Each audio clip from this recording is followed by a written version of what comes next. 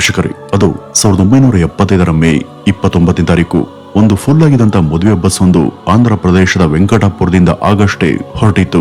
ಈ ಒಂದು ಬಸ್ ಮದುವೆ ದಿಬ್ಬಣಕ್ಕೆ ಹೊರಟಿದ್ರಿಂದ ಆ ಬಸ್ನ ಒಳಗೆ ಸಂತೋಷ ಸಂಭ್ರಮಗಳು ಮನೆ ಮಾಡಿದ್ವು. ಅದರೊಳಗಿದ್ದಂತ ಪ್ರತಿಯೊಬ್ರು ಕೂಡ ಕೇಕೆಯನ್ನ ಹಾಕ್ತಾ ಖುಷಿಯಿಂದ ಹೊರಟಿದ್ರು. ಅದು ವೆಂಕಟಪುರವನ್ನ ದಾಟಿ ಮುಂದಿನ ಪಕ್ಷಂಪಲ್ಯ ಕಡೆಗೆ ಬರ್ತಿದ್ದ ಹಾಗೇನೆ ಹಠಾತ್ತನೆ ಯಾರು ಕೂಡ ನಿರೀಕ್ಷೆ ಮಾಡದಂತ ರೀತಿಯಲ್ಲಿ ಎಲ್ಲಿಂದಲೂ ಆ ಬಸ್ನ ಕಡೆಗೆ ಗುಂಡಿನ ದಾಳಿ ಶುರುವಾಯಿತು.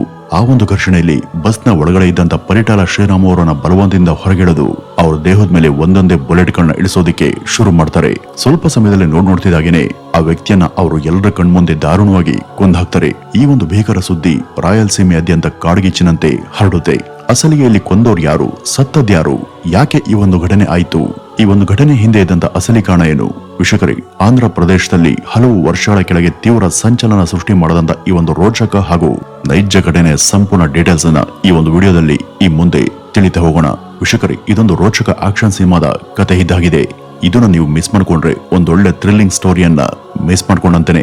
ಹಾಗಾಗಿ ವಿಡಿಯೋವನ್ನ ಸ್ಕಿಪ್ ಮಾಡದೆ ಕೊನೆವರೆಗೂ ನೋಡಿ. ವೀಕ್ಷಕರೇ, ಆಂಧ್ರ ಪ್ರದೇಶದ ರಾಯಲಸೀಮಾ ಪ್ರಾಂತ್ಯ ಹಲವಾರು ಸಂಗತಿಗಳಿಂದ ಒಂದು ವಿಶಿಷ್ಟ ಜಾಗ ಅಂತ ಕರೆಸ್ಕೊಂಡಿದೆ. ಕಾಳಹಸ್ತಿ, ಶ್ರೀಶೈಲ, ತಿರುಪತಿ ದೇಗುಲ, ಶ್ರೀ ವೀರಬ್ರಹ್ಮಯ್ಯ ಮಠ ಮೊದಲಾದ ದೇಶದ ಪ್ರಮುಖ ಪೂಜನೀಯ ಜಾಗಗಳು ಆಂಧ್ರ ಪ್ರದೇಶದ ರಾಯಲಸೀಮಾ ಭಾಗದಲ್ಲೇನೆ ಬರ್ತವೆ.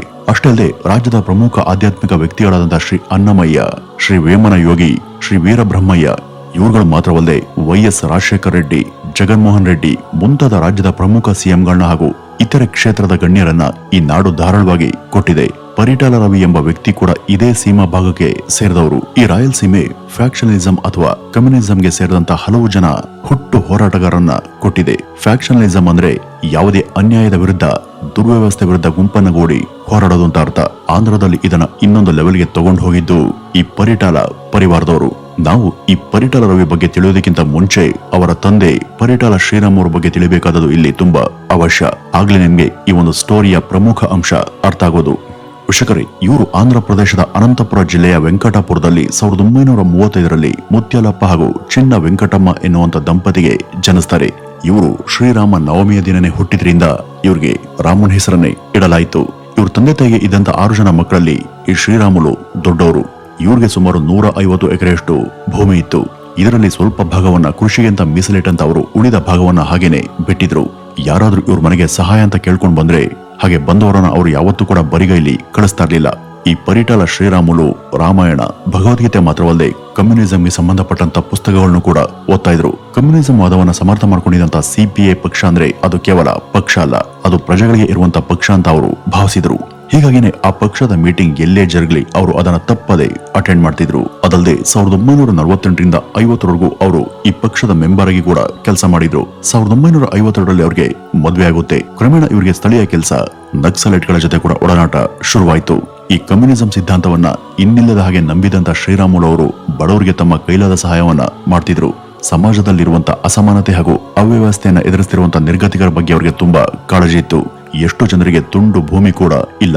ಆದ್ರೆ ಇವ್ರ ಹತ್ರ ಸುಮಾರು 150 ಎಕರೆ ಭೂಮಿ ಇತ್ತು. ಅದರಲ್ಲಿ ಕೇವಲ 25ರಿಂದ 30 ಎಕರೆ ಜಾಗವನ್ನ ಮಾತ್ರ ಅವರು ಕೃಷಿಗೆ ಬಳಸ್ತಾ ಇದ್ರು. ಉಳಿದಂತ ಜಾಗವನ್ನು ಅವರು ಯಾರಿಗೆ ಭೂಮಿ ಇಲ್ವೋ ಅವ್ರಿಗೆ ಹಂಚೋದಕ್ಕೆ ಶುರು ಮಾಡ್ತಾರೆ. ಇದನ್ನ ಗಮನಿಸಿದಂತ ಹಲವು ಬಡ ಜನರು ತಮಗೂ ಕೂಡ ಸ್ವಲ್ಪ ಜಾಗ ಕೊಡಿ ಅಂತ ಕೇಳೋದಕ್ಕೆ ಶುರು ಮಾಡ್ತಾರೆ. ಆಗ ಈ ಶ್ರೀರಾಮುಲು ಯಾರ್ಯಾರ ಹತ್ರ ಹೆಚ್ಚು ಭೂಮಿ ಇತ್ತೋ ಅದನ್ನೆಲ್ಲ ಆಕ್ರಮಿಸಿಕೊಂಡು ಅದನ್ನ ಭೂಮಿ ಇಲ್ಲದಂತ ಬಡ ಜನರಿಗೆ ಕೊಡೋದಕ್ಕೆ ಶುರು ಮಾಡ್ತಾರೆ. ಈ ಒಂದು ಪ್ರಯತ್ನದಿಂದ ಅವ್ರಿಗೆ ಅನೇಕರ ವೈರತ್ವ ಕೂಡ ಶುರುವಾಗುತ್ತೆ. ಇದನ್ನ ಪಕ್ಕದ ಹಳ್ಳಿಯ ಚಿನ್ನಪ್ಪ ರೆಡ್ಡಿ ಎಂಬುವರ ಮಗ ಆದಂತ ರಾಮಸುಬ್ಬಾರೆಡ್ಡಿ ಕೂಡ ಬಲವಾಗಿ ವಿರೋಧ ಮಾಡ್ತಾನೆ. ನೀನು ಈ ರೀತಿ ಎಲ್ಲ ಮಾಡಬೇಡ ಅಂತ ಸುಬ್ಬಾರೆಡ್ಡಿ ಶ್ರೀರಾಮುಲು ಅವ್ರ ಬಳಿ ಬಂದು ಎಷ್ಟು ವಿನಂತಿ ಮಾಡ್ಕೊಂಡ್ರು ಈ ಶ್ರೀರಾಮುಲು ಕೇಳುವ ಸ್ಥಿತಿಯಲ್ಲಿ ಇರಲಿಲ್ಲ. ಆಗ ಈ ಶ್ರೀರಾಮುಲು ಮತ್ತು ಸುಬ್ಬಾರೆಡ್ಡಿ ಗುಂಪಿನ ನಡುವೆ ತೀವ್ರ ಘರ್ಷಣೆ ನಡೆಯುತ್ತೆ. ಈ ಶ್ರೀರಾಮುಲು ಅವ್ರ ಬಳಿ ಸಾಕಷ್ಟು ಬಡಬಗ್ಗರ ಗುಂಪು ಇತ್ತು. ಅವರೆಲ್ಲರನ್ನೂ ಕೂಡ ಕಲೆ ಹಾಕೊಂಡು ಅವರು ಈ ಸುಬ್ಬಾರೆಡ್ಡಿ ಇದ್ದಂತ ಜಾಗಕ್ಕೆ ಬಂದು ಗಲಾಟೆಯನ್ನು ಎಬ್ಸೋದಕ್ಕೆ ಶುರು ಮಾಡ್ತಾರೆ ಹಾಗೂ ಅವ್ರ ಕಡೆಯ ಕೆಲ ಆಳುಗಳನ್ನು ಕೂಡ ಕೊಲ್ಲಿಸ್ತಾರೆ. ಈ ಸುಬ್ಬಾರೆಡ್ಡಿಗೂ ತೀವ್ರವಾದಂತ ಗಾಯಗಳು ಆಗ್ತವೆ. ತೀವ್ರ ಗಾಯಗೊಂಡಿದ್ದಂತ ಅವರನ್ನ ಆಸ್ಪತ್ರೆಗೂ ಕೂಡ ಸೇರಿಸಲಾಗುತ್ತೆ. ಆದ್ರೆ ಆಸ್ಪತ್ರೆಯಲ್ಲಿ ಸುಮಾರು 5 ದಿನಗಳ ಕಾಲ ಸಾವು ಬದುಕಿನ ಮಧ್ಯೆ ಹೋರಾಟವನ್ನ ಮಾಡದಂತ ಅವರು ಆಸ್ಪತ್ರೆಯಲ್ಲಿ ಸಾವನ್ನಪ್ತಾರೆ. ವೀಕ್ಷಕರೇ, ಇಲ್ಲಿಂದಲೇ ನೋಡಿ ಪರಿಟಾಲ ಶ್ರೀರಾಮ್ ಅವರ ಬದುಕಿಗೆ ಒಂದು ಮಹತ್ತರವಾದಂತ ತಿರುವು ಸಿಗೋದು. ಈ ಒಂದು ಗಲಾಟೆ ಹಾಗೂ ಕೊಲೆಗಳಿಗೆ ಕಾರಣಾದಂತ ಅವರನ್ನ ಅರೆಸ್ಟ್ ಮಾಡಿ ಜೈಲಿಗೆ ಹಾಕಲಾಗುತ್ತೆ. ಸುಮಾರು 2 ವರ್ಷ ಅವರು ಜೈಲಲ್ಲಿ ಕಾಲವನ್ನ ಕಳೀತಾರೆ. ಜೈಲಿನಲ್ಲಿದ್ದಾಗ ಅವರಿಗೆ ಒಬ್ಬ ವ್ಯಕ್ತಿಯ ಪರಿಚಯ ಆಗುತ್ತೆ. ಅವನ ಹೆಸರು ಸಿದ್ದಪ್ಪ. ಈ ಸಿದ್ದಪ್ಪ ಬೇಡರ ಜನಾಂಗಕ್ಕೆ ಸೇರಿದಂತ ವ್ಯಕ್ತಿ. ನಂತರ 1962ರಲ್ಲಿ ಇವರು ಜೈಲಿನಿಂದ ರಿಲೀಸ್ ಆಗ್ತಾರೆ. ಜೈಲಿನಿಂದ ಹೊರಗಡೆ ಬಂದಂತ ಶ್ರೀರಾಮುಲು ಮತ್ತು ಸಿದ್ದಪ್ಪ ಇಬ್ರು ಕೂಡ ಜೊತೆ ಸೇರಿ ಮದ್ಯವನ್ನ ತಯಾರಿಸಿ ಮಾರಾಟ ಮಾಡ್ತಿರ್ತಾರೆ. ಆದ್ರೆ ಕೆಲವು ದಿವಸ ಆದ್ಮೇಲೆ ಕಾರಣಾಂತರಗಳಿಂದ ಆ ಒಂದು ಬಿಸ್ನೆಸ್ ಅನ್ನ ನಿಲ್ಲಿಸ್ತಾರೆ. ಈ ಒಂದು ಸಮಯದಲ್ಲಿ ಸಿದ್ದಪ್ಪ ಶ್ರೀರಾಮುಲು ಅವ್ರ ಜೊತೆ ಇದ್ದು ಅವರ ನೆಚ್ಚಿನ ಬಂಟನಾಗಿ ಕೆಲಸ ಮಾಡ್ಕೊಂಡಿದ್ದ. 1964ರ ಸಮಯದಲ್ಲಿ ಅಲ್ಲಿ ಸಿಪಿಐ ಪಕ್ಷ ಬಹುಮತ ಪಡೆದು ತನ್ನ ಆಳ್ವಿಕೆಯನ್ನ ನಡೆಸ್ತಾ ಇತ್ತು. ಆದ್ರೆ ಕೆಲವು ರಾಜಕೀಯ ಬೆಳವಣಿಗೆಯಿಂದ ಆ ವರ್ಷ ಆ ಪಕ್ಷ 2 ಭಾಗಗಳಾಗಿ ವಿಭಾಗ ಆಗುತ್ತೆ. ಒಂದು ಸಿಪಿಐ ಹಾಗೂ ಇನ್ನೊಂದು ಸಿಪಿಎಂ. ಇನ್ನು ಜೈಲಿನಿಂದ ರಿಲೀಸ್ ಆಗಿ ಬಂದಾಗಿಂದ ಈ ಶ್ರೀರಾಮುಲು ಅವ್ರ ಮೇಲೆ ಆ ಭಾಗದ ಜಮೀನ್ದಾರೆಲ್ಲ ಇವ್ರ ವಿರುದ್ಧ ತಿರುಗಿ ಬಿದ್ದಿದ್ರು. ಆ ಒಂದು ಸಮಯದಲ್ಲಿ ಅಂದ್ರೆ 1965ರಲ್ಲಿ ಪಂಚಾಯತಿಯ ಸ್ಥಾನಕ್ಕೆ ಎಲೆಕ್ಷನ್ಗಳು ಶುರುವಾಗಿದ್ವು. ಆ ಒಂದು ಎಲೆಕ್ಷನ್ ಅಲ್ಲಿ ಈ ಶ್ರೀರಾಮುಲು ಅವರು ಕೂಡ ಅಭ್ಯರ್ಥಿಯಾಗಿ ನಿಂತ್ಕೊಳ್ತಾರೆ. ಆದ್ರೆ ಅವರು ಇದ್ದಂತ ಕ್ಷೇತ್ರದಲ್ಲಿ ಭೂ ಹಕ್ಕನ್ನ ಹೊಂದಿದಂತ ಆಸ್ತಿವಂತರೇ ಹೆಚ್ಚಾಗಿದ್ರು. ಆಗ ಅವರೆಲ್ಲರೂ ಕೂಡ ಒಂದ್ ಕಡೆ ನಿಂತ್ಕೊಂಡ್ರೆ ಈ ಶ್ರೀರಾಮುಲು ಒಬ್ರೇ ಇನ್ನೊಂದ್ ಕಡೆ ಇದ್ರು. ಹೀಗಾಗಿ ಅವರು ಆ ಒಂದು ಎಲೆಕ್ಷನ್ ಅಲ್ಲಿ ಸೋತ್ ಹೋಗ್ತಾರೆ. ಈ ಶ್ರೀರಾಮುಲ್ಗೆ ಜೈಲಿನಿಂದ ಹೊರಗಡೆ ಬಂದಾಗಿಂದ ಒಂದಲ್ಲ ಒಂದು ಕಷ್ಟಗಳು ಎದುರಾಗ್ತಾನೆ ಇದ್ವು.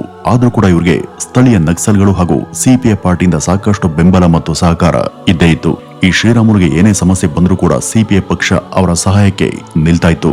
ಇವರನ್ನ ಇವರ ಬೆಂಬಲಿಗರು ಎಲ್ಲರೂ ಕೂಡ ಅಭಿಮಾನದಿಂದ ರಾಮಯ್ಯ ಅಂತಾನೆ ಕರೀತಾ ಇದ್ರು.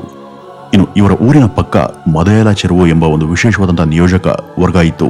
ಆ ಭಾಗದ ಅವತ್ತಿನ ಶಾಸಕರಾಗಿದ್ದಂತ ನಾರಾಯಣ ರೆಡ್ಡಿ ಹಾಗೂ ಅವರ ಸ್ನೇಹಿತರಾದಂತ ಚಿನ್ನಾರೆಡ್ಡಿ ಇವರು ತಮ್ಮ ಸ್ಥಾನಮಾನ ಹಾಗೂ ಅಧಿಕಾರವನ್ನ ದುರ್ಬಳಕೆ ಮಾಡಿಕೊಂಡು ಪ್ರಜೆಗಳಿಗೆ ಇನ್ನಿಲ್ಲದ ಕಷ್ಟವನ್ನ ಕೊಡ್ತಾ ಇದ್ರು. ಪ್ರಜೆಗಳ ಹಿತಾಸಕ್ತಿಯನ್ನ ಆಲಿಸಿ ಅವರನ್ನ ರಕ್ಷಣೆ ಮಾಡುವಂತ ಬದಲು ಇವರು ಪ್ರಜೆಗಳನ್ನ ಪೀಡಿಸೋದಕ್ಕೆ ಶುರು ಮಾಡಿದ್ರು. ಇದನ್ನ ಅಲ್ಲಿಯ ಜನ ರಾಮಯ್ಯ ಅವ್ರಿಗೆ ದೂರನ್ನ ಕೊಟ್ಟು ಇದರಿಂದ ನಮ್ಮನ್ನ ಕಾಪಾಡಿ ಅಂತ ಅಂಗಲಾಚ್ತಾರೆ. ಆಗ ಆ ಜನರ ಪರವಾಗಿ ನಿಂತಂತ ರಾಮಯ್ಯ ಶಾಸಕರ ಕಡೆ ಅವ್ರನ್ನ ಎದುರಾಕೊಳ್ತಾರೆ. ಈ ಒಂದ್ ಸಮಯದಲ್ಲಿ ತಮ್ಮ ಪರವಾಗಿ ಶಾಸಕ ಹಾಗೂ ಅವರ ವರ್ಗವನ್ನ ಎದುರಾಕಿ ನಿಂತಂತ ರಾಮಯ್ಯನವ್ರನ್ನ ಆ ಊರಿನ ಜನ ಒಬ್ಬ ಜನನಾಯಕನಂತೆ ಕಾಣ್ತಾರೆ. ಆ ಊರಿನ ಜನರು ಈ ರಾಮಯ್ಯ ಜೊತೆ ಸೇರಿ ಆ ಶಾಸಕ ಆ ಊರಿಗೆ ಕಾಲನ್ನ ಇಡದಂತೆ ಎಚ್ಚರಿಕೆಯನ್ನ ಕೊಡ್ತಾರೆ. ಇದರಿಂದ ಅವಮಾನಕ್ಕೆ ಒಳಗಾದಂತ ನಾರಾಯಣ ರೆಡ್ಡಿ ಅಲ್ಲಿಂದ ಹೊರಟು ಹೋಗ್ತಾರೆ. ಆಗ ಅಲ್ಲಿದ್ದಂತ ಜನ ರಾಮಯ್ಯ ಅವ್ರಿಗೆ ಜೈಕಾರ ಹಾಕೋದಿಕ್ಕೆ ಶುರು ಮಾಡ್ತಾರೆ. ಅಲ್ಲಿವರೆಗೂ ಭೂಮಿಯ ಮಾಲೀಕರಿಂದ ಮಾತ್ರ ಶತ್ರುತ್ವವನ್ನು ಕಟ್ಕೊಂಡಿದ್ದಂತ ರಾಮಯ್ಯ ಈಗ ಶಾಸಕರ ಕಡೆಯವರ ವಿರೋಧವನ್ನು ಕೂಡ ಎದುರಿಸಬೇಕಾಯಿತು. ಅವ್ರಿಗೆ ದಿನೇ ದಿನೇ ಎಲ್ಲಾ ಕಡೆಯಿಂದ ಅಭಿಮಾನಿಗಳ ಜೊತೆ ಶತ್ರುಗಳ ಸಂಖ್ಯೆ ಕೂಡ ಏರ್ತಾ ಇತ್ತು. ಇವರಿಂದ ಆದಂತ ಅವಮಾನದಿಂದಾಗಿ ಕುಗ್ಗೋಗಿದ್ದಂತ ಶಾಸಕರ ಕಡೆಯವರು ಒಂದ್ಸಲ ಇದೇ ಮತ್ಸರದಿಂದ ರಾಮಯ್ಯ ಅವರ ಮೇಲೆ ಮಾರಣಾಂತಿಕ ಹಲ್ಲೆಗೆ ಮುಂದಾಗಿ ಅವರನ್ನ ಕೊಲ್ಲೋಕು ಒಂದ್ಸಲ ಪ್ರಯತ್ನ ಪಡ್ತಾರೆ. ಆದ್ರೆ ಅದೃಷ್ಟವಶಾತ್ ಆ ಒಂದು ಹಲ್ಲೆಯಿಂದ ರಾಮಯ್ಯನವರು ಪಾರಾಗಿ ಬದುಕುಳಿತಾರೆ. ಇಲ್ಲಿಂದ ಅವರು ತಮ್ಮ ಹೋರಾಟವನ್ನ ನಕ್ಸಲ್ ವೇಷ ತೊಟ್ಟು ಮುಂದುವರಿಸ್ತಾರೆ. ಮುಂದಿನ 10 ವರ್ಷಗಳ ಕಾಲ ಇದೇ ನಕ್ಸಲೈಟ್ಗಳ ಜೊತೆ ಸೇರಿ ತಮ್ಮ ಹೋರಾಟವನ್ನ ರಾಮಯ್ಯನವರು ಮುಂದುವರಿಸ್ತಾರೆ. ಈ ಒಂದು ಅವಧಿಯಲ್ಲಿ ಅವರ ಮೇಲೆ ಸಾಕಷ್ಟು ಮಾರಣಾಂತಿಕ ಹಲ್ಲೆಗಳು ಅವರ ಶತ್ರುಗಳಿಂದ ನಡೀತವೆ. ಅವೆಲ್ಲವುಗಳಿಂದನೂ ಕೂಡ ಇವರು ಪ್ರತಿ ಬಾರಿ ಪಾರಾಗ್ತಾ ಬಂದಂತ ರಾಮಯ್ಯನವರು ತಮ್ಮ ಪ್ರಯತ್ನವನ್ನ ಮಾತ್ರ ನಿಲ್ಲಿಸಲಿಲ್ಲ. ಅವರು ಯಾರ್ಯಾರ ಬಳಿ ಅತ್ಯಧಿಕ ಪ್ರಮಾಣದಲ್ಲಿ ಭೂಮಿ ಇತ್ತೋ ಅದೆಲ್ಲವನ್ನು ಕೂಡ ಇವರು ಅಕ್ರಮವಾಗಿ ಆಕ್ರಮಿಸಿಕೊಂಡು ಭೂಮಿ ಇಲ್ಲದಂತ ಬಡವರಿಗೆ ಅದನ್ನ ಹಂಚೋದಿಕ್ಕೆ ಮುಂದಾಗ್ತಾರೆ. ಇದರಿಂದಾಗಿ ಸಿಪಿಐ ಪಕ್ಷ ಇಡೀ ಅನಂತಪುರ ಜಿಲ್ಲೆಯಾದ್ಯಂತ ಒಂದು ಬ್ರಾಂಡ್ ಪಕ್ಷ ಆಗಿ ಗುರುತಿಸಿಕೊಳ್ತು. ಅಲ್ಲಿದ್ದಂತ ಸುತ್ತಮುತ್ತ ಭೂಮಿಯ ಮಾಲೀಕರೆಲ್ಲ ಇವರಿಗೆ ಶತ್ರುಗಳೇ ಆದ್ರೂ ಕೂಡ ರಾಮಯ್ಯನವರ ಪವರ್ ಹೆಚ್ಚಾಗ್ತಾ ಹೋದಂತೆ ಅವರೆಲ್ಲರೂ ಕೂಡ ಅವ್ರಿಗೆ ಹೆದರ್ಕೊಳ್ಳೋದಕ್ಕೆ ಶುರು ಮಾಡ್ತಾರೆ. ರಾಮಯ್ಯನವರ ಪವರ್ ಹಾಗೂ ಪ್ರಯತ್ನಗಳು ಜಾಸ್ತಿ ಆದಂತೆ ಅವ್ರಿಗೆ ಅನೇಕರ ಬೆಂಬಲ ಸಹಕಾರಗಳು ಕೂಡ ಸಿಗ್ತಾ ಹೋದ್ವು. ಈ ರಾಮಯ್ಯ ಹಾಗೂ ಇವರ ಕಡೆಯವರಿಂದಾಗಿ ಭೂಮಿ ಹೊಂದಿದಂತ ಯಾರು ಕೂಡ ನೆಮ್ಮದಿಯಿಂದ ಇರೋದಕ್ಕೆ ಸಾಧ್ಯ ಆಗ್ತಿರ್ಲಿಲ್ಲ. ಅಲ್ಲಿ ಪ್ರತಿ ಸಲ ಭೂಮಿ ಇರೋರು ಹಾಗೂ ಇಲ್ದಂತ ಜನರ ನಡುವೆ ತೀವ್ರ ಗಲಾಟೆಗಳು ಶುರುವಾಗ್ತಿದ್ವು. ಹಾಗೂ ಇದೆಲ್ಲಕ್ಕೂ ಈ ರಾಮಯ್ಯನವರ ಕುಮ್ಮಕ್ಕು ಇದ್ದೇ ಇತ್ತು. ಈ ರಾಮಯ್ಯ ತಮ್ಮಿಡೀ ಬದುಕನ್ನ ಅಸಹಾಯಕ ಜನರಿಗಾಗಿ ಮುಡುಪಾಗಿಟ್ಟಿದ್ರು. ಇನ್ನು ಈ ರಾಮಯ್ಯ ಬದುಕಿದ್ರೆ ಕಷ್ಟ ಅಂತ ನಿರ್ಧಾರ ಮಾಡದಂತ ಅವರ ಶತ್ರುಗಳೆಲ್ಲ ಈ ರಾಮಯ್ಯರನ್ನ ಕೊಲ್ಸೋದಿಕ್ಕೆ ತೀವ್ರವಾಗಿ ಸ್ಕೆಚ್ ಅನ್ನು ಹಾಕೋದಿಕ್ಕೆ ಮುಂದಾಗ್ತಾರೆ. ಆದ್ರೆ ಈ ಮೊದಲು ನಡೆದಂತ ಎಲ್ಲ ಹತ್ಯೆ ಪ್ರಯತ್ನಗಳು ಕೂಡ ವಿಫಲವಾಗಿದ್ವು. ಆದ್ರೂ ಕೂಡ ಇವರು ಪ್ಲಾನ್ ಅನ್ನ ಹಾಕೋದನ್ನ ಮಾತ್ರ ನಿಲ್ಲಿಸಲಿಲ್ಲ. ಈ ಎಲ್ಲ ಶತ್ರುಗಳ ಹಿಂದೆ ಇದ್ದಂತ ಒಬ್ಬ ಮುಖ್ಯ ವ್ಯಕ್ತಿ ಹೆಸರು ವೆಂಕಟರೆಡ್ಡಿ. ಇವನನ್ನ ಈ ರಾಮಯ್ಯನ ಕಡೆಯವರು ಅವನ ಮನೆಗೆ ನುಗ್ಗಿ ಎತ್ತಾಕೊಂಡ್ಬರ್ತಾರೆ. ಆಗ ಈ ವೆಂಕಟರೆಡ್ಡಿ ಈ ರಾಮಯ್ಯವ್ರ ಕಾಲಕ್ಕೆ ಬಿದ್ದು ಅವರನ್ನ ಕ್ಷಮೆ ಕೇಳಿ ಮತ್ತೆ ನಾನು ಈ ರೀತಿ ಮಾಡೋದಿಲ್ಲ, ದಯವಿಟ್ಟು ನನ್ನ ಇದೊಂದ್ಸಾರಿ ಬಿಟ್ಬಿಡಿ ಅಂತ ಕೇಳ್ಕೊಳ್ತಾನೆ. ಆಗ ರಾಮಯ್ಯ ಇವನನ್ನ ಕ್ಷಮಿಸಿ ಬಿಟ್ ಕಳಿಸ್ತಾರೆ. ಆಗ ಅಲ್ಲಿಂದ ಹೊರಗಡೆ ಬಂದಂತ ಇವನು ಆ ಒಂದು ಅವಮಾನದಿಂದ ಕುಗ್ಗು ಹೋಗಿದ್ದ. ಹೇಗಾದ್ರೂ ಮಾಡಿ ಈ ಸಲ ಈ ರಾಮಯ್ಯನನ್ನ ಮುಗಿಸ್ಲೇಬೇಕು ಅಂತ ಪಕ್ಕಾ ಪ್ಲಾನ್ ಮಾಡೋದಕ್ಕೆ ಯೋಚಿಸ್ತಾನೆ. ವೀಕ್ಷಕರೇ, ಶತ್ರುವಿನ ಒಳಸಂಚಿಗಿಂತ ಮಿತ್ರನ ಒಳಸಂಚು ಅತ್ಯಂತ ಅಪಾಯಕಾರಿ ಅಂತ ಒಂದು ಮಾತಿದೆ. ಈ ರಾಮಯ್ಯನ ಕಡೆಯವ್ರನ್ನ ಯಾರನ್ನಾದ್ರೂ ಒಬ್ಬರನ್ನ ಹೇಗಾದ್ರೂ ಮಾಡಿ ಅಡ್ಜಸ್ಟ್ ಮಾಡ್ಕೊಂಡು ಅವನ ಮೂಲಕನೇ ಮಾಹಿತಿಯನ್ನ ತಗೊಂಡು ಈ ರಾಮಯ್ಯನನ್ನ ಮುಗಿಸ್ಬೇಕು ಅಂತ ಸ್ಕೆಚ್ ಹಾಕ್ತಾರೆ. ಅದರಂತಾನೆ ಒಬ್ಬ ವ್ಯಕ್ತಿ ಹಣದಾಸೆಗೆ ಬಲಿಯಾಗಿ ಈ ರಾಮಯ್ಯನನ್ನ ಮುಗಿಸೋದಿಕ್ಕೆ ಅವ್ರ ಬಳಿ ಸೇರ್ಕೊಳ್ತಾನೆ. ಆ ರೀತಿ ಸೇರ್ಕೊಂಡಂತ ವ್ಯಕ್ತಿ ಬೇರೆ ಯಾರು ಅಲ್ಲ, ಅವನು ಬಹಳ ವರ್ಷಗಳ ಹಿಂದೆ ಜೈಲಿನಲ್ಲಿದ್ದಾಗ ಈ ರಾಮಯ್ಯ ಅವ್ರಿಗೆ ಪರಿಚಯ ಆಗಿದ್ದಂತ ಸಿದ್ದಪ್ಪ ಎಂಬ ವ್ಯಕ್ತಿನೇ. ಅಂದ್ರೆ ಈ ರಾಮಯ್ಯರ ಬಲಗೈ ಬಂಟನಂತೆ ಇದ್ದಂತ ಈ ವ್ಯಕ್ತಿನೇ ಈ ಸಿದ್ದಪ್ಪ. ಈ ಎಲ್ಲ ಶತ್ರುಗಳ ಯೋಜನೆ ಪ್ರಕಾರ ರಾಮಯ್ಯರನ್ನ ಕೊಲೆ ಮಾಡೋದಕ್ಕೆ ಆ ಒಂದು ಕರಾಳ ದಿನ ಬಂದೇ ಬಿಟ್ಟಿತ್ತು. ವೀಕ್ಷಕರೇ, ಅವತ್ತು 1975ರ ಮೇ 27ನೇ ತಾರೀಕು ವೆಂಕಟಾಪುರದಿಂದ ಹೊರಟಿದಂತ ಮದುವೆಯ ಮೆರವಣಿಗೆ ಬಸ್ ಒಂದರಲ್ಲಿ ರಾಮಯ್ಯ ಅವರ ಸಹಿತ ಅವರ ಇತರ ಎಲ್ಲ ಆಪ್ತರು ಕೂಡ ಇದ್ರು. ಅದು ಪಕ್ಷಂಪಲ್ಲಿ ಎಂಬ ಊರಿನ ಬಳಿ ಬರ್ತಿದ್ದಾಗೇನೆ ಆ ಬಸ್ ಕಡೆಗೆ ಏಕಾಏಕಿ ಬುಲೆಟ್ಗಳ ಮಳೆ ಸುರಿಯುತ್ತೆ. ಕೊನೆಗೆ ಬಸ್ ನಿಂತಾಗ ಅದರೊಳಗಿದ್ದಂತ ರಾಮಯ್ಯನವರ ಬಲವಂತದಿಂದ ಹೊರಕ್ಕೆಳೆದು ಕರೆತರ್ತಾರೆ. ಇದ್ಯಾವುದನ್ನು ಕೂಡ ನಿರೀಕ್ಷಣೆ ಮಾಡದೇ ಇದ್ದಂತ ರಾಮಯ್ಯನವರ ಎದುರುಗಡೆ ಬಂದು ನಿಂತದ್ದು ಬೇರೆ ಯಾರೋ ಅಲ್ಲ, ಅದೇ ಸಿದ್ದಪ್ಪ. ಆ ಸಿದ್ದಪ್ಪ ನೇರವಾಗಿ ರಾಮಯ್ಯನವರ ಎದೆ, ಹಣೆ ಹೀಗೆ ಸಿಕ್ಕ ಕಡೆ ಬುಲೆಟ್ ಅನ್ನ ಇಳಿಸಿದ್ದ. ನೋಡ್ತಿದ್ದ ಹಾಗೇನೆ ಅನಂತಪುರದ ಜನನಾಯಕ ಹಾಗೂ ದಿಟ್ಟ ಹೋರಾಟಗಾರ ಪರಿಟಾಲ ಶ್ರೀರಾಮುಲು ಅಲಿಯಾಸ್ ರಾಮಯ್ಯನವರ ಹೆಣ ಉರುಳು ಹೋಗಿತ್ತು. ವೀಕ್ಷಕರೇ, ಇವರು ಈ ರೀತಿ ಹತ್ಯೆ ಆದಾಗ ಇವರ ಹಿರಿ ಮಗಾದಂತ ಪರಿಟಾಲ ರವಿಗೆ ಕೇವಲ 17 ವರ್ಷ ವಯಸ್ಸು ಹಾಗೂ ಇವರ ಎರಡನೇ ಮಗಾದಂತ ಪರಿಟಾಲ ಹರಿಗೆ ಆಗಿನ್ನು 15 ವರ್ಷ. ಅಲ್ಲಿಗೆ ಅನಂತಪುರದ ನಕ್ಸಲಿಸಂನ ಹೋರಾಟದ ಒಂದು ಅಧ್ಯಾಯಕ್ಕೆ ತೆರೆ ಬಿದ್ದಿತ್ತು. ತಮ್ಮ ತಂದೆಯ ಸಾವಿನ ನಂತರ ಅವರ ಮಗಾದಂತ ಪರಿಟಾಲ ರವಿ ಯಾವುದೇ ಗಲಾಟೆ ಘರ್ಷಣೆ ಮಾಡಿಕೊಳ್ಳದೆ ತಮ್ಗಾಗಿ ಬಂದಂತ ಕೃಷಿ ಭೂಮಿಯಲ್ಲಿ ಇಬ್ರು ಸೋದರರು ಕೃಷಿ ಕಾರ್ಯದಲ್ಲಿ ತೊಡಕೊಳ್ತಾರೆ. ಆದ್ರೆ ಕ್ರಮೇಣ ಇವರ ತಮ್ಮಾದಂತ ಪರಿಟಾಲ ಹರಿ ಮಾತ್ರ ತಂದೆ ಹೋದಂತ ಮಾರ್ಗದಲ್ಲಿನೇ ಹೆಜ್ಜೆ ಹಾಕೋದಕ್ಕೆ ಶುರು ಮಾಡ್ತಾನೆ. ಈತ ಸಿಪಿಐ ಪಕ್ಷದ ಮೀಟಿಂಗ್ಗಳು ಎಲ್ಲಿಯೇ ಜರಗಲಿ ಅವುಗಳನ್ನ ತಪ್ಪದೆ ಅಟೆಂಡ್ ಮಾಡ್ತಾ ಇದ್ದ ಹಾಗೂ ಸ್ಥಳೀಯ ಕೆಲವು ನಕ್ಸಲ್ಗಳ ಜೊತೆ ಕೂಡ ಒಡನಾಟವನ್ನ ಇಟ್ಕೊಂಡಿದ್ದ. 1982ರ ಸಮಯದಲ್ಲಿ ಪೊಲೀಸರು ಒಬ್ಬ ನಕ್ಸಲ್ವಾದಿಯನ್ನ ಬಂಧಿಸಿ ಸ್ಟೇಷನ್ಗೆ ಕರೆ ತಂದಿದ್ರು. ಇದನ್ನ ವಿರೋಧ ಮಾಡದ ಪರಿಟಾಲ ಹರಿ ಒಂದಷ್ಟು ಜನರ ಜೊತೆ ಅಲ್ಲಿಗೆ ಹೋಗಿ ಒಂದಿಡೀ ಸ್ಟೇಷನ್ ಧ್ವಂಸ ಮಾಡಿ ಬಂಧನದಲ್ಲಿ ಇದ್ದಂತ ಆ ನಕ್ಸಲ್ನನ್ನ ಬಿಡಿಸ್ಕೊಂಡು ಬಂದಿದ್ದ. ಈ ಒಂದು ಘಟನೆ ಪೊಲೀಸ್ ಇಲಾಖೆಯಲ್ಲಿ ತೀವ್ರ ಸಂಚಲನ ಉಂಟುಮಾಡಿತ್ತು. ಆಗ ಇಡೀ ಪೊಲೀಸ್ ಇಲಾಖೆ ಈ ಪರಿಟಾಲ ಹರಿ ಮೇಲೆ ಒಂದು ಅಧ್ಯಯನ ಕಣ್ಣನ್ನ ಇಡುವಂತೆ ಮಾಡಿತ್ತು. ಮುಂದೆ ಇವನ ಉಪಟಳ ಅತಿಯಾದಾಗ ಪೊಲೀಸರು ಈ ಪರಿಟಾಲ ಹರಿಯನ್ನ ಎನ್ಕೌಂಟರ್ ಮಾಡ್ತಾರೆ. ಈ ಒಂದು ಘಟನೆ 1992ರ ನವೆಂಬರ್ 2ನೇ ತಾರೀಕು ಜರುಗಿತ್ತು. ಇವ್ರ ತಂದೆ ಶ್ರೀರಾಮುಲು ಕೂಡ ಹಿಂದೊಮ್ಮೆ ಒಬ್ಬ ಸಕ್ರಿಯ ಹಾಗೂ ನಕ್ಸಲ್ ವಾದಿನೇ ಆಗಿದ್ರು. ಅದೇ ಹಾದಿಯಲ್ಲಿ ಮುಂದುವರೆದಂತ ಅವರ ಎರಡನೇ ಮಗ ಕೂಡ ಪೊಲೀಸರ ಗುಂಡೇಟಿಗೆ ಬಲಿಯಾಗಿದ್ದ.